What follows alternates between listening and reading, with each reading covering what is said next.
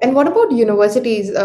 Renowned universities do hold a point of attraction in the resume. When a person has studied from IIT or IIM, that do add value, right? Absolutely, absolutely. I would definitely not deny this because today in wealthy also, if you go through the profile of the people that we have, I think 60% of them are from the IITs or the IIMs, right? If Mm, not less. mm, So definitely there is an edge which is given. So see, I'll tell you why the edge is also there, because mm, today, like I told you, while there are so many people who are applying, right, and they're wanting a job, when you're actually filling out positions for so many open positions in your organization, you might not have a lot of time to keep spending on everybody, to evaluate them on every angle. So right. one of the greatest criteria is to select people from these tier one colleges, because Mm, it makes life simple, because they've already proved a lot while being there and have studied there. Makes mm. your life simple.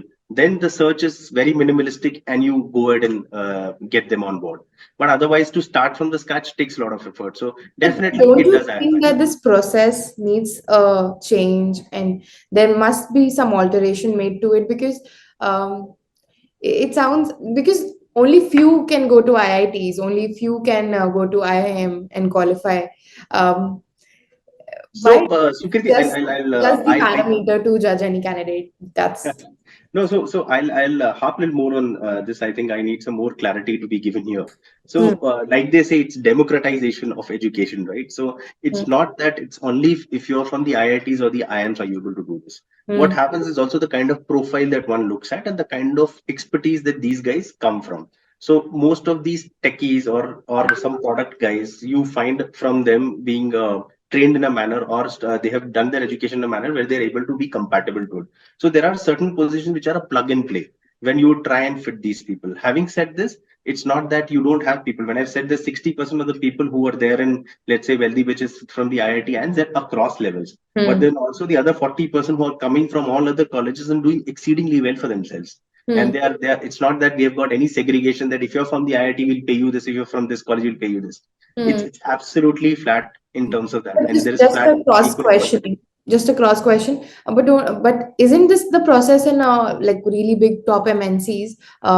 Just as you said that only we only hire IITs and IIMs. मतलब एक होता है एक, I think there is a process in which um, um, back in the back end stream where how the resume is shortlisted.